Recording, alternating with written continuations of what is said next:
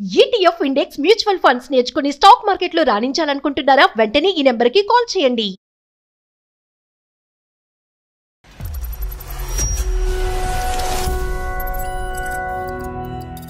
నాది ఆల్రెడీ ఒకసారి marriage confirm అయ్యి కళ్యాణ మండపం దగ్గరనే మ్యారేజ్ ఆగిపోయింది సార్.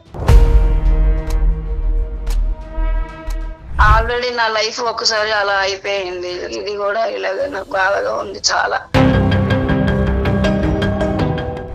తీసుకెళ్దామంటే సాహితీ గుర్తొస్తుంది. మీరు స్మృతుల్లో మీరు ఉండిపోతున్నారు, ఎందుకంటే సాహితీ యొక్క జ్ఞాపకాలు పూర్తి స్థాయిలో మానసికంగా తీసేయాలి అనే ఉద్దేశం మీకు బలంగా లేదు. శారీరక సంబంధం అయితే మాకు ఇప్పటి వరకు ఏం లేదు అన్నట్టు. ఇప్పుడు ఇంట్లో వస్తువులు ఉన్నాయి, తను కూడా ఉంది, అంతే. 1.5 year తర్వాత నెక్స్ట్ మంత్ మీ హనీమూన్ ట్రిప్. తనే నా సర్వస్వం అనుకున్నా. ఇంకా సంవత్సరంలో మ్యారేజ్ చేసుకుని జీవితాంతం సంతోషంగా గడుపుదాం అనుకున్నాను అదే క్షణంలో. మరి స్పందన యొక్క ప్రేమకి ఈ రోజు మీరు ఇచ్చేటటువంటి గౌరవం ఏంటి? Body special mind is absent అంటారు చూడండి సార్, అలాంటి సార్ నా పరిస్థితి. ఈ రోజు మీరు చేసుకున్నటువంటి ఈ పెళ్లి కార్యక్రమం చేశారు, దానికి మీరు న్యాయం చేయలేకపోతున్నారు అనేటటువంటి దానికి మాత్రం మీకు 0 మార్కులండి. స్పందన కూడా నన్ను బాగా చూసుకుంటుంది సార్, చాలా బాగా చూసుకుంటూ కూడా హ్యాపీగా లేనటువంటి కేసు మీద. నిజంగా ఇదే కండిషన్ ఉంది అనుకుంటే కనుక ఆ అమ్మాయి ఆ రోజు పరువు పోగొట్టుకోవటానికన్నా రెడీ అయి ఉండేది, కానీ ఈ పెళ్లిలోకి వచ్చి ఉండేది కాదేమో అని నేను అనుకుంటున్నాను.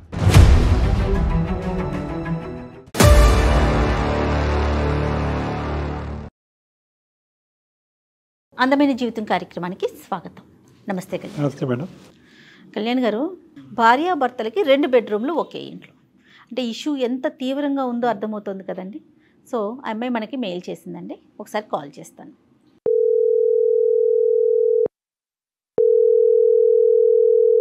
హలో హలో, నమస్తే అండి, స్పందన గారా? అవునండి. నేను జయానండి, సుమన్ టీవీ నుంచి అందమైన జీవితం ప్రోగ్రాం నుంచి కాల్ చేస్తున్నాను. నమస్తే మేడం. నమస్తే అండి, నాతో పాటు డాక్టర్ కళ్యాణ్ చక్రవర్తి గారు ఉన్నారు. ఒకసారి డాక్టర్ గారితో మాట్లాడతారా? మాట్లాడతాను మేడం. ఓకే సరే. స్పందన నమస్తే అమ్మా. నమస్తే సార్. చెప్పండి అమ్మా, మీ ప్రాబ్లం. సార్ నా పేరు స్పందన సార్, విశాఖపట్నం సార్ నాది. మ్యారేజ్ అయిన తర్వాత నుంచి ఇక్కడ హైదరాబాద్ లోనే ఉంటున్నాము. ప్రాబ్లం అంటే సార్ హస్బెండ్ కోసం కొంచెం చెప్పాలి, దానికోసం అనేసి మీకు. అమ్మా అమ్మా అరేంజ్డ్ మ్యారేజ్ అమ్మా ఇది? అంటే నాది ఆల్రెడీ ఒకసారి మ్యారేజ్ కన్ఫర్మ్ అయ్యి కళ్యాణ మండపం దగ్గరనే మ్యారేజ్ ఆగిపోయింది సార్. ఏంటమ్మా, పీటల దగ్గర ఆగిపోయిందా పెళ్ళి? అవును మేడం, ఇంతకు ముందు ఆల్రెడీ మ్యారేజ్ ఫిక్స్ అయ్యి పెళ్లి కళ్యాణ మండపం మీదనే ఆగిపోయింది. సో టెక్నికలీ స్పీకింగ్ ఇప్పుడు మీ మ్యారేజే ఫస్ట్ మ్యారేజ్ మీకు? ఫస్ట్ మ్యారేజ్ ఇది నాకు. అది ఆగిపోయిన మ్యారేజ్. ఓకేనమ్మా. అంటే వేరే ఒక పోకరి ఏదో వాళ్ళ ఫ్యామిలీ మెంబర్స్ కి ఏదో ఒకటి ఇన్ఫార్మ్ చేసి అలా చేసి మ్యారేజ్ అయిపోయింది. ఆ పెళ్లి కొడుకు వాళ్ళకి మీ గురించి ఏమైనా ఇన్ఫార్మ్ చేశాడా? పెళ్లి కొడుకుకి చెప్పారు మేడం. ఆ తప్పుల్లో నిజం ఉందమ్మా?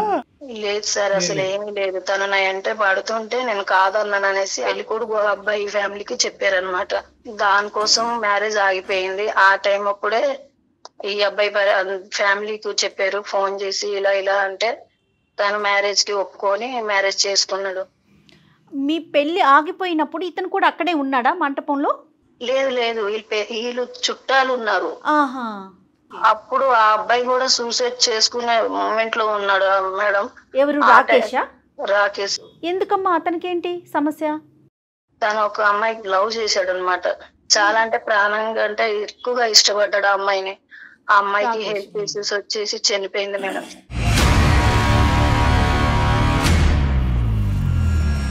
ఆ టైంలో మ్యారేజ్ చేశారు సార్.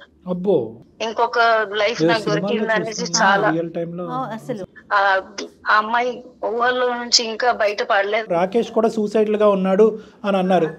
మ్యారేజ్ కాకముందు ఆల్రెడీ వేరే అమ్మాయికి బాగా ఇష్టపడి లవ్ చేసుకున్నారు వాళ్ళు. అతను కూడా మ్యారేజ్ దగ్గరలో కూడా వచ్చేసరికి అమ్మాయికి ఏదో ప్రాబ్లం ఉందని అమ్మాయి చనిపోయింది. డిప్రెషన్ లోకి వెళ్ళిపోయి తను చనిపోయే స్టేజ్ కి వచ్చేసాడంట. వాళ్ళ ఫ్యామిలీ మెంబర్స్ నాకు ఈ విషయం మొత్తం చెప్పారు. రాకేష్ చాలా నేను ట్రై చేసిన మార్పిద్దాం అనేసి. ఇప్పుడు ఒకే మంచం దగ్గర ఉన్న, ఒకే ప్లేట్ దగ్గర ఉన్న తన ఊహల నుంచి బయటపడలేకపోతున్నాడు. తను ఎంత ట్రై చేస్తున్నా అసలు తనకి ఎంత మారిద్దామన్నా సరే అస్సలు ఆ మైండ్ నుంచి తను రాలేకపోతున్నాడు. అంటే మీ పెళ్లికి ఎంత ముందు రాకేష్ జీవితంలో ఆ ట్రాజడీ జరిగిందమ్మా? ఎంత గ్యాప్ ఉంది? అమ్మాయి చనిపోయాక మా మ్యారేజ్ కి చనిపోయేది 8 months గ్యాప్. మరి ఆ జ్ఞాపకాల్లోనే కొంతకాలం ఉండి అందులోంచి బయటపడిన తర్వాత మిమ్మల్ని చేసుకోవచ్చు కదా. లేదు వాళ్ళ మదర్ ఏమన్నారంటే వేరే అమ్మాయికి మ్యారేజ్ చేసుకుంటారు, చాలా మంది మారుతున్నారు కదా, అలా అయినా మారగలరేమో అబ్బాయి అనేసి అలానే చేశారు. కాకపోతే ఈ విషయంలో ఏ అమ్మాయి చేసుకుందాం అని ముందుకు వచ్చేసరికి ఈ విషయం చెప్పేసరికి ఆ అమ్మాయి కూడా ఆగిపోతుంది. ఆ టైం అప్పుడు నేనేమనుకున్నానంటే నాకు ఇలా జరిగింది కదా, అబ్బాయికి కూడా ఇలా జరిగింది కదా, ఈ మ్యారేజ్ ఏదో నాకు సెట్ అవుతుంది నేను చేసుకుంటా అనేసి నేను ఒప్పేసుకున్నా. మీరు ఒప్పుకోవటం కరెక్టే, కానీ ఈ రోజు ఆ అబ్బాయి ఎంత ఆపద్బాంధుడులా వచ్చాడు అని అనుకునే లోపే ఈరోజు ఆ అబ్బాయి ముందుకొచ్చి చేసినటువంటి త్యాగం ఏంటి, మీకు జీవితాన్ని ఇచ్చాడా ఇవ్వలేదా అనేది ఒక ప్రశ్నార్థకం అయిపోయింది కదా. ఇప్పుడు ఆ అబ్బాయి ఆ జ్ఞాపకాల్లో ఉంటూ మీతో అబ్బాయి చాలా మంచోడు అండి, చాలా మంచోడు. మంచితనం కాస్త మీకేమి ఇచ్చింది? సంతోషాన్ని ఇచ్చిందా, సుఖాన్ని ఇచ్చిందా, ఈ 1.5 yearలో మంచి జ్ఞాపకాలను ఇచ్చిందా? అది ఏ సంతోషం లేదు. ఒకే దగ్గర ఉన్న ఏదో నేను ఉండి లేని దానిలాగే అసలు ఆయన ప్రవర్తిస్తుంటాడు ఒక్కొక్కసారి. మీ అత్తగారు మామగారికి చెప్పారా ఆ బాధలోంచి మీ అబ్బాయిని బయట వేయటం గురించి? నాకు ఇచ్చి పెళ్లి చేశారు, ఇప్పుడు నా దగ్గర ఉండి ఉన్నట్టు లేనట్టుగా ఉన్నాడు, 2 పడవల్లో కాలం. వాళ్ళ పేరెంట్స్ కి చెప్పాను, వాళ్ళు ఏమైనా చెప్తారేమో కానీ ఇప్పటి వరకు కూడా మా పేరెంట్స్ కి అయితే నేను చెప్పలేదు. వాళ్ళ పేరెంట్స్ ఏమంటారమ్మా? వాళ్ళ పేరెంట్స్ తనకు చెప్తూనే ఉన్నారు. ఆ అబ్బాయి కొన్ని హాస్పిటల్లో కూడా చూయించుకుంటున్నారు, ట్రై చేస్తున్నారు కానీ అస్సలు అవ్వట్లేదు. తనకి ఎలా మార్చాలి ఏంది నాకు అసలు అర్థం కాక వాళ్ళ పేరెంట్స్ చెప్తే వాళ్ళు కూడా చాలా బాధపడ్డారు. అసలు ప్రతిరోజు వాళ్ళ మదర్ ఫోన్ చేసి ఇలాగ అమ్మాయిని చూసుకో ప్రతిరోజు చెప్తూనే ఉంటారండి. సో ఇక్కడ విచిత్రం ఏంటంటే మేము అందమైన జీవితం మీద చూసే చాలా కేసులకి భిన్నంగా ఇక్కడ అందరూ మంచోళ్ళే, అందరూ అత్తమామలు మంచోళ్ళే, భర్త మంచోడే, భర్త పోగొట్టుకున్నటువంటి ఒక స్వచ్ఛమైన ప్రేమలో అమ్మాయి మంచిదే. ఎటొచ్చి ఏంటంటే చెడ్డోడు ఎవడున్నాడంటే నిన్ను పెళ్లిపేటల మీద చెడగొట్టిన ఆ వ్యక్తి ఒక్కడి చెడ్డోడే తప్ప మా అందరూ మంచోళ్ళే. ఆల్రెడీ నా లైఫ్ ఒకసారి అలా అయిపోయింది, సరే నెక్స్ట్ ఇదైనా సరే మంచిగా అవుతుందేమో అనేసరికి ఇది కూడా ఇలాగ నాకు బాధగా ఉంది చాలా. ఇక్కడ తిట్టడానికి కూడా ఎవరు లేరు, నువ్వు కానీ మేము కానీ. ఇప్పుడు తిట్టి కోపట్టడానికి కూడా ఎవరు లేరు. కొంతమంది ఆ బాధల నుంచి బయటికి రాలేకపోతారా కళ్యాణ్ గారు? దాన్నే ఊహించుకుంటారా? అది సహజం మేడం. అది స్వచ్ఛమైనటువంటి ప్రేమ, అనుకోని జరిగినటువంటి సంఘటన, ఒక ట్రామా. సో ఇక్కడ రాకేష్ యొక్క తొందరపాటు తను పెద్ద మనసు అని అనుకోవాలా, లేదంటే రాకేష్ తల్లిదండ్రుల యొక్క స్వార్థపూరితమైన ఆలోచనతో ఈ అబ్బాయి మానసికంగా ఇలా అయిపోతున్నాడు, ఇందులోంచి బయట వేయాలి అంటే పెళ్ళి ఒకటే మార్గం అనేది మనకి ఇక్కడ రాకేష్ ద్వారా తెలియాలి మేడం. అంటే ఇది ఒక సైకలాజికల్ ఇష్యూ కింద తీసుకోవాలంటారా? డిప్రెషన్. అమ్మాయి ట్రీట్మెంట్ కూడా వెళ్తున్నాడు అని అన్నారు మేడం. అవునండి, ట్రీట్మెంట్ కూడా వెళ్తున్నారు మానసికంగా. అంటే కనుక ఏమైనా బెటర్ ఉన్నాడమ్మా ట్రీట్మెంట్ ఇచ్చిన తర్వాత? ఏమీ లేదు సార్, అలాగే ఉన్నారు. అందుకే మేడం గారికి మీకు కొంచెం ఇన్ఫర్మేషన్ చేయాలి, మీరే ఎలాగోలాగా చెప్తారు, మారుస్తారు అనేసి. మిగతా విషయాల్లో ఎలా ఉంటారంటే ఆఫీస్కి వెళ్ళటం, ఇంట్లో పనులు చూసుకోవటం, మంచి చెడు చూసుకోవటం, వాటిల్లో ఎలా ఉంటారు అతను రాకేష్? ఆఫీస్ లో అంటే డైలీ వెళ్తారు వస్తారు, శని ఆదివారంలో సెలవు ఉంటది. ఆ రోజైనా కనీసం సంతోషంగా ఉండమన్నా, ఆ రోజు కూడా అసలు ఎవరో నేను ఉన్నానా లేదా అని కూడా ఆయనకి మనసు తెలియదు. ఏదో ఇది తీసుకురా అంటే ఇది తీసుకొస్తారు. ఒక పని ఒక బయట ఆర్డర్ బాయ్ అలాగా తీసుకొస్తాడు, పెట్టేస్తాడు ఆయన పని అయినా. అలాగా శారీరక సంబంధం అయితే మాకు ఇప్పటి వరకు ఏం లేదు అన్నట్టు. అసలు డిస్కస్ చేసుకున్నారా మీరు ఎప్పుడు ఈ జ్ఞాపకాల నుంచి బయటపడతారు, ఎప్పుడు నన్ను మనస్ఫూర్తిగా స్వీకరిస్తారు అని మీరు ఎప్పుడన్నా అడిగారా అతన్ని? చాలా ట్రై చేశాను సార్, అసలు చాలా ట్రై చేశాను. అదే లోకంలో ఉంటున్నాడు సార్ ఆయన, మారుద్దాం అనేసి నేను చాలా ట్రై చేస్తాను. అంటే ఏంటంటే unless and until he makes an effort, అతను వంతు ప్రయత్నంగా ఆలోచనలు ఇవి ఒక పాత జ్ఞాపకాలు, పాత ఆలోచనలు ఇవి ప్రస్తుతం కాదు, ఒక నేను పోగొట్టుకున్న ప్రేమ గురించి ఈరోజు వేరే ఆడపిల్లని ఇబ్బంది పెడుతున్నాను అనేటటువంటి ఆలోచనతో బయటకు వచ్చే ప్రయత్నం చేస్తే ఇష్యూ ఈజీ. లేదంటే ఎన్ని ట్రీట్మెంట్లు తీసుకున్నా అతని మనసుకు కలగాలి. నేను తీసేయకూడదు అని అనుకున్నప్పుడు, అతను ఫిక్స్ అయినప్పుడు ట్రీట్మెంట్లు పనిచేయవు. ట్రీట్మెంట్లు పనిచేయవు. ఇక్కడ మందుల పర్సంటేజ్ ఎంతవరకు ఉంటుంది, అంటే ట్రీట్మెంట్ పర్సంటేజ్ ఎంతవరకు ఉంటుంది, వ్యక్తి యొక్క మనస్తత్వం ఎంత 70-30 మేడం. అంటే 70% ట్రీట్మెంట్ ఉంటుంది, 30% వ్యక్తి యొక్క తోడ్పాటు కావాలి మనకి. సిగరెట్కైనా, డ్రింకింగ్కైనా, ఇంకో వేరే వ్యసనంకైనా, దేనికైనా ట్రీట్మెంట్ ఖచ్చితంగా 70%. 30% మాత్రం వాళ్ళ ఎఫర్ట్, వాళ్ళ వ్యక్తిత్వం, వాళ్ళు మారాలి అనేటటువంటి ఆలోచన, దృక్పథం. అంతే. ఇక్కడ ఈ 30 అనేది డామినేట్ చేస్తాం. 30 డామినేట్ చేస్తుంది మేడం. పాపం ఈ అమ్మాయి పరిస్థితి చూడండి. చెడ్డోడు అని బెదిరించలేదు, చెడ్డోడు అని కొట్టలేదు, చెడ్డోడు అని చెప్పి పెద్దల్ని పిలిచి పంచాయతీ చేయలేదు. మంచోడు అంటూనే ఆ మంచితనం ఈ అమ్మాయికి ఈ రోజు 1.5 year పాటు ఏమి ఇచ్చిందో తెలియనటువంటి. ఇప్పుడు ఇంట్లో వస్తువులు ఉన్నాయి, తను కూడా ఉంది. అంతే కదా. బాగా చెప్పారు. మరి ఇప్పుడు ఏం చేద్దామమ్మా స్పందన, మా దాకా ఎందుకు వచ్చారు మీరు? చాలా మంది లైఫ్ మీరు బాగా చేస్తున్నారు మేడం. నేను అంటే ఆప్షన్స్ ఏంటమ్మా మీరు? అంటే ఏదో ఒకటి అనుకుని మా దగ్గరకు వచ్చి ఉండేవారు కదా. నేను ఇలాగే ఉంటానండి, ఆ జ్ఞాపకాల్లోనే ఉంటాను, వాటి నుంచి బయటపడను అని చెప్పి స్మూత్గానే రాకేష్ మనకు చెప్తే అప్పుడు పరిస్థితి ఏంటి? లేదండి మారుతాను అని అంటే కనుక అప్పుడు ఆబ్వియస్లీ హ్యాపీ, అది ఆ ఎండింగే ఉండాలన్నట్టు మేము అనుకుంటున్నాం. తను మారుతా అంటే నేను వెయిట్ చేస్తాను సార్, ఎన్ని రోజులైనా సరే వెయిట్ చేస్తాను. అమ్మ ఈ స్మృతుల్లో మెసేజ్లు, ఫోటోలు, ఆల్బమ్స్ ఇలాంటి మెయింటైన్ చేస్తూ ఉంటాడా? ఫొటోస్ అంటే నాకు ఒకసారి ఫొటోస్ చూపెట్టారు, ఆ తర్వాత నుంచి ఫొటోస్ అయితే ఏం లేవు. మరి డ్రింకింగ్, స్మోకింగ్ ఏమన్నా చేస్తాడమ్మా ఈ బాధను మర్చిపోవటానికి? డ్రింక్ చేస్తాడు, స్మోక్ అయితే చేయడండి. అర్థమైందమ్మా, అర్థమైంది. ఇంకా మీకు పిల్లలు లేదెందుకు, ఇంకా అది లేదు ఎందుకు, పక్కింటి ఎదురింటి వాళ్ళు అడుగుతుంటారు కదా. నేను ఏం సమాధానం, ఈ సమాధానం అయితే చెప్పలేను కదా సార్. ఎల్లకాలం ఇది కొనసాగితే కనుక డివోర్స్ తీసుకోవడానికి రెడీగా ఉన్నావు నువ్వు? లేదు సార్, కొంచెం రాకేష్ కి అయితే మార్చాలని అనుకుంటున్నాను. ఇంకా డివోర్స్ అనే ఆలోచనలోకి రాలే మీరు? Very good. ఓకే. లేదు కాదమ్మా, మరి ఏం చేద్దామంటో డాక్టర్ గారు అదే అడుగుతున్నారు. మేడం అదే మేడం, మీరు మాట్లాడండి మేడం, ఎందుకంటే తను కావాలి అనేసి నేను అనుకుంటున్నాను. మీరు మాట్లాడితే తను ఎలాగైనా మారుతాడు అని నేను అనుకుంటున్నాను. పెళ్లి కాని పెళ్లి ఒకటి అలా అయింది, ఈ పెళ్లిలో ఇలా అవుతుంది, ఇంక ఇది తప్ప నాకు ఇంకో శరణ్యం లేదు అనేటటువంటి ఉద్దేశంతోనే ఆ మాట? లేదంటే అతని మీద నీకు ఏమైనా ఒక అభిమానము, ప్రేమ, అంటే మీ కుటుంబం యొక్క పరువు, మీ యొక్క పరువుని కాపాడినటువంటి వ్యక్తిగా ఉన్న గౌరవమా? గౌరవము. నెక్స్ట్ నాకు అంటే తను అంటే నాకు చాలా ఇష్టం అండి. ఎందుకంటే పెద్ద మనసు చేసుకున్నాడు, అదొకటి. భార్యగా ఒక స్థానం అతని మనసులో ఉంటే చాలు సార్, నాకు అదొకటి కావాలి. నా మనసులో అయితే అతను అంటే నాకు చాలా ఇష్టం కాబట్టి నేను కూడా అతని మనసులో ఒక స్థానం సంపాదించుకోవాలనేసి భార్యగా. రైట్ రైట్ రైట్ అమ్మా, చాలా చాలా చాలా చాలా చాలా మీ మంచి మనసుతో మమ్మల్ని అందరినీ ఆకట్టుకున్నారు నిజంగా. అంటే ఎంత మెచ్యూర్డ్గా ఆలోచిస్తున్నారు, ఎంత మెచ్యూర్డ్గా మాట్లాడుతున్నారు.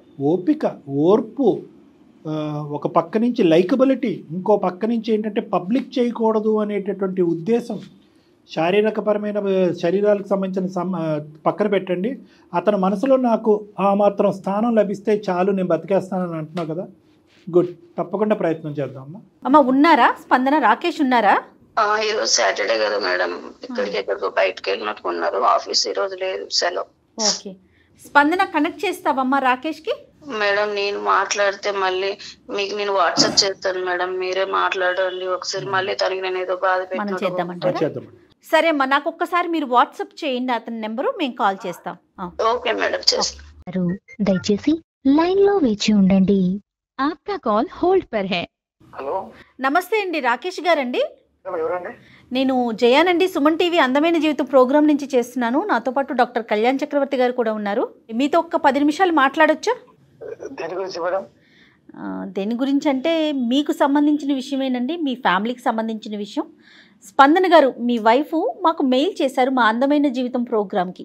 సారీ అండి, అయినా మా పర్సనల్ ఫ్యామిలీ మ్యాటర్స్ మీకు ఎందుకంటే. ఖచ్చితంగా ఇది మీ పర్సనలేనండి, కాదనట్లేదు. అంటే ఏదైనా ఒక సమస్య పరిష్కారం కానప్పుడు ఖచ్చితంగా ఎక్స్పర్ట్స్ దగ్గరికి వెళ్ళటం కామన్ కదండి.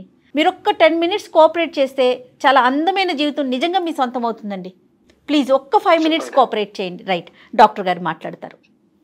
నమస్తే రాకేష్ గారు. నమస్తే సార్. సాటర్డే రోజు హాలిడేలో రిలాక్స్ అవుతున్నట్టున్నారు, డిస్టర్బ్ చేస్తున్నాం. సో బేసికలీ ఏంటంటే ఇది సంతోషించాలో, బాధపడాలో, హర్షించాలో, గర్వపడాలో, పొగడాలో అర్థం కానటువంటి ఒక పరిస్థితిలో ఈరోజు స్పందన గారు మమ్మల్ని అందరినీ కూడా ఒక చిక్కుముడి సమస్యలో పెట్టారు అని చెప్పాలి. ఒక దేవుడిలాగా, ఒక ఆపద్బాంధవుడిలాగా సినిమాల్లో ఎక్కడో చూసేటటువంటి ఒక సంఘటన నా జీవితంలో జరిగిందండి. పెళ్లిపేటల మీద పెళ్లి క్యాన్సిల్ అయినటువంటి ఒక దేవుడిలాగా వచ్చి నా భర్త రాకేష్ గారు నన్ను పెళ్లి చేసుకున్నారు. అక్కడి వరకు అంతా బాగానే ఉంది. కానీ ఆ తర్వాత మా ఇద్దరి మధ్యన పెళ్ళి అయ్యింది, భార్యాభర్తలు అనేటటువంటి అంశమే తప్ప భార్యాభర్తలుగా మేము ఏమీ లేము అని చెప్పి రాకేష్ చెడ్డోడు కాదు. రాకేష్ చాలా మంచోడు. నన్ను పువ్వుల్లో పెట్టుకుని చూసుకుంటాడు, కాలు కూడా కింద పెట్టనివ్వడు. కానీ ఒక భార్యగా అతని మనసులో నాకు స్థానం లేదు. అతను గత స్మృతుల్లోనే ఉన్నారు. మీ గతంలో ఒక ప్రియురాలు ఉంది, ఆవిడ అనుకున్నటువంటి పరిస్థితిలో చనిపోయింది అన్నట్టుగా స్పందన గారు చెప్తున్నారు. ఇప్పుడు కూడా మీరు అనవసరం మళ్ళీ గుర్తు చేశారు. Since 5 years, sir, I love to her. The name is Sahiti, నా కలీగ్, నా కోఆర్డినేటర్. చాలా డెప్త్ వెళ్ళిపోయాం sir. At the same time last minute లో ఇంకొక 1 year లో మ్యారేజ్ చేసుకున్న టైంలో తనకు due to colon cancer sir. Okay, colon cancer వల్ల చనిపోయారు. 4 years ఆఫ్ లవ్. డైలీ నా కళ్ళ ముందే జరిగింది సార్. అది ఆ బాధ లాంటిదో తట్టుకోలేదు సార్. లాస్ట్ కు ఫ్యామిలీ నుంచి దూరం అయిపోయి సూసైడ్ దాకా వెళ్ళారు సార్. మా పేరెంట్స్ చాలా బాధపడ్డారు. నేను ముందు వెనక ఏం ఆలోచించకుండా పాపం స్పందనకి తాళి కట్టాను. తాళి కట్టాను. Body special mind is absent అంటారు చూడండి సార్. అలా అనిసిన పరిస్థితి. ఎక్కడికైనా తీసుకెళ్దామంటే సాహితీ గుర్తొస్తుంది. స్పందనాన్ని తీసుకెళ్ళి ఎక్కడైనా పార్క్ తీసుకెళ్దాం, ఎక్కడైనా మూవీకి తీసుకెళ్దాం అంటే నాకు సాహితీతో వెళ్ళిన జ్ఞాపకాలే గుర్తొస్తున్నాయి. ఆ స్పందనాన్ని సాహితీ స్థానంలో నిలబెట్టలేకపోతున్నారు. అదే సార్, అంతే. స్పందన కూడా నన్ను బాగా చూసుకుంటుంది సార్. మీరు ఆవిడని చాలా బాగా చూసుకుంటున్నారు, ఆవిడ మిమ్మల్ని చాలా బాగా చూసుకుంటున్నారు. యూజువల్గా మా దగ్గరకు వచ్చే కేసులన్నీ కూడా బాగా చూసుకోవట్లేదు అనే కేసులు. మీది చాలా బాగా చూసుకుంటూ కూడా హ్యాపీగా లేనటువంటి కేసు మీది. అదే నా వల్ల తను కూడా బాధపడుతుంది సార్. అది నేను ఎప్పుడు ఎక్స్ప్రెస్ చేస్తుందో అనుకున్నాను. టైం వచ్చేసింది, మీకు ఎక్స్ప్రెస్ చేసింది ఆ బాధ. నేను అనుకుంటున్నా ఎప్పుడో ఒకసారి బయటపడుతుంది. సమస్యని ఎవరికో ఒకరికి చెప్పుకోవాలి కదండి. ఇప్పుడు ఒక 2 questions రాకేష్ గారు. చెప్పండి సార్. మీ అతి గొప్ప ప్రేమకు ఒక అమ్మాయిని ప్రేమించి 4 సంవత్సరాల పాటు ప్రేమించిన తర్వాత కోలాన్ క్యాన్సర్తో చనిపోయినటువంటి ఆ అమ్మాయిని ఇప్పటికి కూడా మీ మనసులో పదిలంగా పెట్టుకున్నారు అనేటటువంటి దానికి 100కి 100 మార్కులు వేసినా కూడా నేను ఒక పెళ్లిపేటల మీద ఆడపిల్ల గురించి ముందుకొచ్చి పెళ్లి చేసుకున్నటువంటి ఒక వ్యక్తిగా 100కి 200 మార్కులు నేను మీకు వేసినా కానీ ఈరోజు మీరు చేసుకున్నటువంటి ఈ కార్యక్రమం ఏదైతే పెళ్లి కార్యక్రమం చేశారో దానికి మీరు న్యాయం చేయలేకపోతున్నారు అనేటటువంటి దానికి మాత్రం మీకు 0 మార్కులండి. నేను ఇలా మాట్లాడుతున్నానని మీరు ఏమనుకోవద్దు.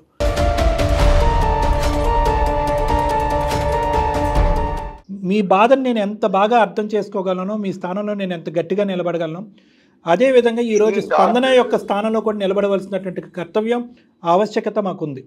ఎందుకు ఈ మాట అంటున్నానంటే, ఏమమ్మా నీ పెళ్లిపేటల మీద నీ పెళ్లి చెడిపోతుంది, నీకు నీ పరువు కాపాడటం గురించి నేను నీ ముందుకు వచ్చి నేను నిన్ను పెళ్లి చేసుకోబోతున్నాను, కానీ నువ్వు నా ఇంట్లో ఒక బొమ్మలాగే ఉంటావు, నా మనసులో మాత్రం సాహితీ అనేటటువంటి వ్యక్తి ఒక్కటే నా మనసులో ఉంటుంది అనే మీరు మాట అనుకుంటే కనుక స్పందన అప్పుడే ఈ పెళ్లి చేసుకోవాలా వద్దా అనేది అప్పుడే డిసైడ్ చేసుకునేది.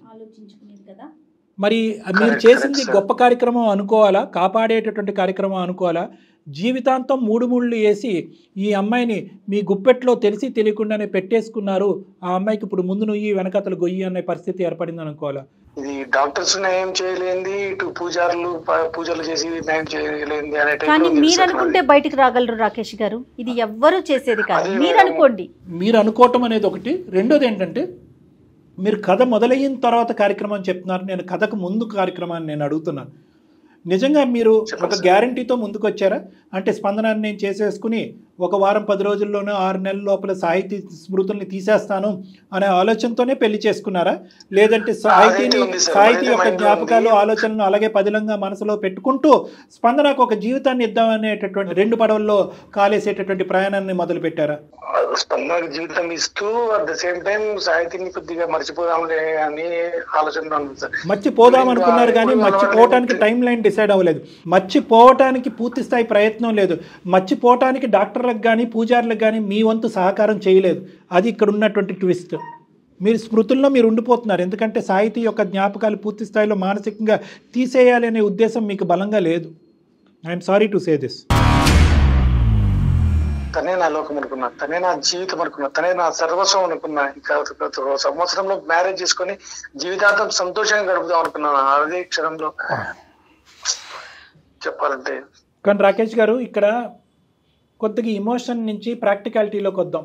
మీ పర్సనల్ ఇష్యూ గురించి మీరు చాలా లోతుగా మాట్లాడుతున్నారు. కానీ ఎప్పుడైతే పెళ్ళి అవుతుందో ఇక్కడ ఒక సెంటిమెంట్ కాదు, 2 సెంటిమెంట్లు. స్పందనకి మీరు జస్టిఫై చేస్తున్నారా? స్పందన జీవితాన్ని మీరు జస్టిస్ ఇస్తున్నారా? కాపాడాలనేటటువంటి ఒకే ఉద్దేశం సరిపోతుందా? జీవిత భాగస్వామ్యం కింద తన పక్కన జీవితాంతం మానసికంగా నిలబడాలి అనేటటువంటి చర్యలో ఉండాలా మీరు? లేదు సార్, అది పరువు కాపాడటమే కాకుండా నా బాధ్యత పరంగా తన్ని అన్ని విధాలా చూసుకుంటున్నా. ఎక్సెప్ట్ ఓన్లీ దట్ శారీరక సుఖం మాత్రం మిగతా ఏమి చేయకపోయినా ఇది ఒక్కటి మానసిక పరమైనటువంటి సంతృప్తి గురించి ఒక ఆడది వెయిట్ చేస్తుందండి. నా మనసులో సాహితీని పెట్టుకుంటానంటే అది కరెక్ట్ కాదు. ఏ భార్య తట్టుకోలేదు. నిజంగా ఇదే కండిషన్ ఉంది అనుకుంటే కనుక ఆ అమ్మాయి ఆ రోజు పరువు పోగొట్టుకోవటానికన్నా రెడీ అయి ఉండేది, కానీ ఈ పెళ్లిలోకి వచ్చి ఉండేది కాదేమో అని నేను అనుకుంటున్నా. ఎందుకంటే కనుక సమాజానికి ఏదైనా సమాధానం చెప్పుకోవచ్చు, తప్పుడు ప్రచారం చేసే సమాజానికి. కానీ ఇలాగా మనసులో ఒకరికి స్థానం, పెళ్లిపీటల మీద ఇంకొకరికి స్థానం అనేటటువంటి ఈ ఉద్దేశం మీకు ఉంది అని అనుకుంటే కనుక ఆ అమ్మాయి అసలు మీ ప్రయాణానికి ఒప్పుకునేదేమో కాదు.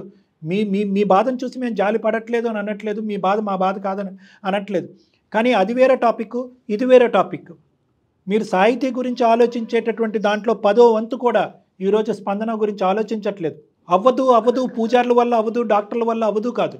అసలు మీ వల్ల అవుతుందా లేదా చెప్పండి. సాహితీని నేను చెప్తాను, నెక్స్ట్ 10 డేస్లో సాహితీ అనేటటువంటి స్మృతుల్ని మీ మనసులోంచి మానసికంగా తీసేసేటటువంటి ప్రయత్నం డాక్టర్ కళ్యాణ్ చక్రవర్తి చేస్తాడు అని అంటాను. మీరు రెడీయా? సార్ చెప్పినట్టుగా ఎప్పుడు గతంలో జరిగిపోయింది, అది జరిగిపోయింది. మన లైఫ్ స్పాయిల్ చేద్దాం అనుకుంటున్నారా చెప్పండి? లేదు, మాక్సిమం ట్రై చేస్తూనే ఉన్నా. అక్కడ నెక్స్ట్ మంత్ కూడా ప్లాన్ ట్రిప్ చేశాను, హనీమూన్ ట్రిప్ చేశాను. బట్ చూడాలి మరి ఆ టైంలో ఎట్లా ఉంటుందో. అదే వాళ్ళు మీ దురదృష్టం. 1.5 year తర్వాత నెక్స్ట్ మంత్ మీ హనీమూన్ ట్రిప్. సరే, ఇప్పుడు నేను ఒకటే అడుగుతున్నానండి. ఆవిడ బాధ అంటే మీరు చూసారా మీ ఇద్దరు ఎలా మాట్లాడుకుంటున్నారో? మీరిద్దరు ఇప్పుడు ఎంత స్వీట్గా మాట్లాడుకుంటున్నారో చూసారా? ఆవిడ మిమ్మల్ని రిక్వెస్ట్ చేసుకుంటుంది, మీరు సైలెంట్గా మీరు ఏమంటున్నారంటే బుజ్జగించుకుంటూ రిక్వెస్ట్ అలాగేనన్నా అలాగే చేద్దాం అనుకుంటున్నారు. ముందుకు వెళ్ళట్లే బండి. మాటల వరకే వస్తున్నాయి సార్, చేతుల దాకా వచ్చేటప్పటికి నాకు మళ్ళీ సాహిత్యం వచ్చేస్తుంది దగ్గరికి వచ్చేటప్పటికి. జీవితం అనేటటువంటి ఈ ప్రయాణం ముందుకెళ్తుంది. పోగొట్టుకున్న వాళ్ళని ఉన్న వాళ్ళ కళ్ళల్లో చూసుకోవాలి. మీరు ఎవరు సాహితీ యొక్క అసలైనటువంటి ప్రేమలో 4 సంవత్సరాల పాటు ఉండి ఆ సడన్గా మాయమయ్యేటప్పటికి జీర్ణించుకోలేకపోతున్నారు. మీరే సర్వస్వం, మీరే జీవితం అనుకుంటూ స్వచ్ఛమైనటువంటి ప్రేమతో స్పందన ముందుకు వచ్చింది. మరి స్పందన యొక్క ప్రేమకి ఈరోజు మీరు ఇచ్చేటటువంటి గౌరవం ఏంటి? స్పందన ప్రేమకి మీరు ఇచ్చేటటువంటి మార్కులు ఏంటి? మీ స్మృతులు మీరు దగ్గర పెట్టుకోండి, కానీ దాన్ని స్మరించుకోవద్దు. అనుక్షణం దానిలోనే లీనమవ్వద్దు. అవి ఒక తీపి గుర్తులుగా ఒక పక్కన పెట్టండి జీవితంలో. మిగతా సంబంధించినటువంటి ప్రయాణం ముందుకెళ్ళాలి. ఈరోజు వాళ్ళ అమ్మ నాన్నకు కూడా ఈ బాధ చెప్పుకోలేదు కూడా ఈ అమ్మాయి. ఏమని చెప్పుకుంటుంది? నేను అనుకుంటున్నా పాపం ఎప్పుడైనా బయటపడుతుంది అనుకున్నా, అది ఇవాళ బయట. స్పందనకి మీ మీద ఉన్న ప్రేమని ఒకసారి అర్థం చేసుకోండి. ఇప్పుడు ఆ బయటపడటం కూడా మీ పేరెంట్స్నో వాళ్ళ పేరెంట్స్నో వేరే పెద్దవాళ్ళనో పిలిచి గోల చెయ్యట్లేదండి. చూడండి, తను ఎట్లయినా సరే మీకు తన దగ్గర అవ్వాలని చెప్పేసి డాక్టర్ గారి సలహా కోసం మా దాకా వచ్చింది. మేము చెప్పేది ఏముంది చెప్పండి, మీ భార్య గురించి మేము చెప్పేది ఏముంది? మీరు సానుకూలంగానే స్పందిస్తున్నారు, స్పందన కూడా సానుకూలంగానే ఉంది. ఇద్దరికి భగవంతుడు ఇచ్చినటువంటి ఓపిక, ఓర్పు ఉంది, ప్లస్ మంచితనం ఉంది, దానికి మించినటువంటి దండిగా ఉండేటటువంటి ప్రేమ ఉంది. మీ ఇద్దరు కేసు చాలా ఈజీగా రిజాల్వ్ చేయగలిగేటటువంటి కెపాసిటీ నా దగ్గర ఉంది. నేను అనేది ఏంటంటే కనుక, ఇందాక మీతో మాట్లాడక ముందు జయ మేడంతో ఒక మాట అన్నాను, madam where there is a will there is a way. ఇక్కడ కేవలం డాక్టర్లు స్పందన ప్రయత్నం చేస్తేనే కాదు, రాకేష్ కూడా తన వంతు ప్రయత్నం తను చేయాలి. మీరేంటంటే సెంటిమెంటల్గా ఫీల్ అవ్వకూడదు. ఏ సాహితీ యొక్క ఆలోచనలు తీసేస్తే కనుక సాహితీ నా మనసులోంచి చెరిగిపోయినట్టే, తిరిగిపోయినట్టే, చనిపోయినటువంటి సాహితీని నేను మోసం చేసినట్టే, ఈ సెంటిమెంట్లోకి వెళ్ళకండి. బహుశా ఈ గిల్ట్ అనేటటువంటి మీ లోపల చాలా ఉంది.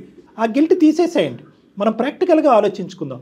మీ ప్రేమ స్వచ్ఛమైంది, ప్రేమ నిజమైంది, అనుకున్నటువంటి పరిస్థితుల్లో ఆ అమ్మాయి చనిపోయింది. ఈరోజు సాహితీ లాంటి వ్యక్తి పైనుంచి చూస్తున్నా కూడా తను ఏమంటుంది అంటే, స్పందనకు న్యాయం చేయి రాకేష్ అని కూడా అంటుంది. తను నిజంగా నేను చెప్తున్నాను ఈ మాట. నేను స్పందనతో పాటు ఉండటం అనేది సాహితీకి నచ్చదు, సాహితీని నేను మోసం చేస్తున్నానని, లేనటువంటి సాహితీని మీరు మోసం చేస్తున్నట్టుగా ఫీల్ అవుతున్నారు. కానీ ఇక్కడ ఉన్నటువంటి స్పందన యొక్క ఆలోచన ఏంటి, పరిస్థితి ఏంటి అన్నది మీరు ఆలోచించలేకపోతున్నారు. Sir 100% I will agree with you sir. But ఇది మాటల వరకు ఓకే సార్, బట్ చేతుల్లో వచ్చేటప్పటికి ఆ బాధ ఏందో నాకు తెలుసు సార్. లేదు, ఆ బాధ మీకు తెలుసు, ఆ బాధ మీకు తెలుసు. మీ బాధను కాదని మేము అనట్లేదు. At the end of the day నేను మళ్ళీ ఒకే పాయింట్కి నేను చేస్తున్నాను. మీరే సర్వస్వం, మీరే జీవితం అని నమ్ముకునేటటువంటి ముందుకు వచ్చినటువంటి స్పందనకి 100 న్యాయం చేయాలి. మానసిక పరమైనటువంటి శారీరకమైనటువంటి కోరికల పరంగా మీరిద్దరు ముందుకెళ్ళాలి. రాకేష్, నేను నిన్ను సాహితీని మర్చిపోమని అనట్లే. సాహితీ జ్ఞాపకాలు మీ జీవితాంతం ఉంటాయి. కానీ అందులో లీనమవుతూ స్పందనని నిర్లక్షించకుండా ఉండేటటువంటి విధంగా నేను మీతో పాటు ప్రయాణం చేసి మీకు హెల్ప్ చేయగలను. నేను దానికి మీరు రెడీగా ఉన్నారా? Okay sir, I will try my level best. yes మీరు చేయగలరంటే yes 100% I will come to. ఎందుకంటే మేడం, నేను సాహితీని మర్చిపో అంటే ఆ మర్చిపో అనేటటువంటి పదమే అతనికి నచ్చట్లేదు బహుశా. అవును కళ్యాణ్ గారు, ఇదేంటి సాహితీని ఏంటి ఇంత ప్రేమించినటువంటి నేను మర్చిపోవటం ఏంటి అనేటటువంటి అతను నచ్చట్లేదు. కాబట్టి నేను కాన్సెప్చువల్గా ఏమన్నానంటే, మర్చిపోవటం అనేది నిజంగా అది కరెక్ట్ కాదు మేడం. అంటే ఆలోచనల్ని, జ్ఞాపకాలని వేరే ఆలోచనలను జ్ఞాపకాల ద్వారా డైల్యూట్ చేయగలం, కానీ తీసేయటం అనేది ఉండదు. నీ పేరేంటయ్యా అంటే రాకేష్ అంటాడు. తన పేరు తనకు ఎలా గుర్తుందో, తను చనిపోయేంత వరకు సాహితీ అనేటటువంటి పేరు కూడా అతని మనసులో అలాగే పదిలంగా ఉంటుంది, గుర్తుంటుంది. దాన్ని మనం తుడిచేయలేం. కానీ ప్రయారిటీస్ జీవితంలో మనం ముందుకెళ్ళేటటువంటి క్రమంలో ప్రయారిటీస్ ఉంటాయి. చనిపోయినటువంటి వాళ్ళ దగ్గరే మన జీవితాలు చనిపోలేం కదా. సో ఇక్కడ ఏంటంటే స్పందన యొక్క ఇంపార్టెంట్, స్పందన పాయింట్ ఆఫ్ వ్యూలోంచి ఈ మ్యారేజ్, స్పందన ఏమి కోరుకుంటుంది, స్పందనకి నేను ఏమి ఇవ్వగలను. ఒకే రోజు ఇంత ఇవ్వక్కర్లేదు. ప్రతిరోజు స్పందనకి మీరు ఏమి ఇవ్వగలరు? ఒక 2 ప్రేమపూరితమైనటువంటి మాటలు, ఒక 2 అవసరాలు చూసుకోవటాలు, ఒక చిన్న ట్రిప్ బయటకు వెళ్ళటం, మీరిద్దరు శారీరకంగా భార్యాభర్తలుగా ఉండటం. ఈ 5 to 10% ప్రతిరోజు యాడ్ అవుతే స్పందన కడుపు నిండిపోదు? 100% అండి. మీరు మనసులో బలంగా అనుకోండి, దానికి డాక్టర్ గారు మీకు యాడ్ ఆన్ అవుతారు. ఫస్ట్ మీరు బలంగా అనుకోండి, దానికి మళ్ళీ చెప్తున్నా డాక్టర్ గారు యాడ్ ఆన్ అవుతారు. ప్లీజ్ అమ్మ, ఇక్కడి వరకు అతను ఒప్పుకున్నారు, ప్రయత్నం అయితే ఖచ్చితంగా చేస్తాను అన్నారు. మనస్ఫూర్తిగా ఒక 3వ వ్యక్తికి ప్రయత్నం చేస్తాను అనేటటువంటి మాట అన్నారు. కాబట్టి ఇది శుభసూచికం అమ్మ. ఖచ్చితంగా మంచి జరుగుతుంది. మీరు ఇదే ఓర్పుని, ఓపికని, సహనాన్ని కంటిన్యూ చేయండి. నిరాశ నిస్పృహ చెందొద్దు. ఇంకెంతకాలం సాహితీని మనసులో స్పందనను బయట పెట్టి ఎంతకాలం నా భర్త బయట ఉంటాడు అనే ఆలోచనలోంచి వచ్చేసేయండి మీరు. ఎందుకంటే కనుక మీరిద్దరూ రావాలమ్మా కౌన్సిలింగ్ అనేటటువంటి దానికి, ఇద్దరు రండి. ఇద్దరు రావాలంటారా? ఎందుకంటే హ్యాపీ టు హియర్ దట్ అండి. చాలా సంతోషంగా అనిపిస్తోంది. థ్యాంక్స్ ఫర్ అండర్స్టాండింగ్ అండి. పెద్ద మనసుతో అర్థం చేసుకున్నారు. మీరెవరండి మా పర్సనల్ వ్యవహారంలో అని మీరు ఒక మాట అన్నా కూడా పర్వాలేదు. మీరు వాస్తవానికి ఏంటంటే ఇటువంటి ఇంటర్వెన్షన్, ఇటువంటి కాల్ లోపల మీరే ఎక్స్పెక్ట్ చేస్తున్నట్టుగా నాకు అనిపిస్తుంది. అంటే స్పందనకు చేయలేకపోతున్నాను, ఏంటిది అనేటటువంటి తర్జన భర్జనకి అతనికి కూడా గిల్ట్ ఉంది. ఎటొచ్చి దేవుడు ఇచ్చినటువంటి వరం లాగా ఆవిడ మాకు ఈమెయిల్ పంపించడం, ఆవిడ కాంటాక్ట్ చేయటం, ఆవిడ సమస్య కాకుండా ఇంకా పైపెచ్చు మీ సమస్యను కూడా క్లియర్ చేసినటువంటి వేదికగా మేము మారాం. చాలా సంతోషం అండి. స్పందన యాజ్ మీరు మీ హస్బెండ్ రండమ్మా, ఓకేనా? ఓకే మేడం, చాలా థ్యాంక్స్ మేడం. చాలా thanks. Thank you so much Rakesh గారు. ఇంతసేపు మా హస్బెండ్ అసలు మాట్లాడతారని కూడా అనుకోలేదు. హ్యాపీగా ఉండండి. All the best. రైట్ అండి. God bless you. తొందరలోనే కలుద్దాం. God bless you. అమ్మయ్య, మీరు అన్నట్లుగా డాక్టర్ గారు అతనికి కూడా మనసులో ఉంది, నేను ఏదో తప్పు చేసినా, తనకి పూర్తిగా న్యాయం చేయలేకపోతున్నా అన్న ఆ కన్సర్న్ అయితే తనలో ఉన్నట్లుంది. అంటే ఏంటంటే మేడం, యూజువల్గా రాకేష్ ఉన్న స్థానంలో అంత ధైర్యంగా వెళ్ళి ఇలాంటి అంశాలకి సలహా అడగలేరు. ఏమైనా నీకు బుద్ధి ఉందా లేదా, భార్యను పక్కన పెట్టుకుని వేరే అమ్మాయిని ఆలోచించుకుంటూ ఎలా ఉంటావు అని ఎవరన్నా ఖండిస్తారేమో అనేటటువంటి అలజడితో కూడా. అంటే ఇక్కడ ఎవరిని కలవాలన్న ఒక నాలెడ్జ్ కూడా ఉండాలి. ఇప్పుడు మీలాంటి ఎక్స్పర్ట్స్ అనుకోండి 4 రకాలుగా ఆలోచించి సమస్యను ముందుకు తీసుకెళ్తారు. ఎవరి దగ్గర పడితే వాళ్ళ దగ్గర చెప్పారనుకోండి, మీరు అన్నట్లు ఇట్లాగే మాట్లాడేస్తారు. సో చాలా సంతోషం అండి. మంచి వేదికకి వచ్చారు వాళ్ళు. డెఫినెట్గా వాళ్ళతో ఒకసారి మాట్లాడే ప్రయత్నం చేస్తారు.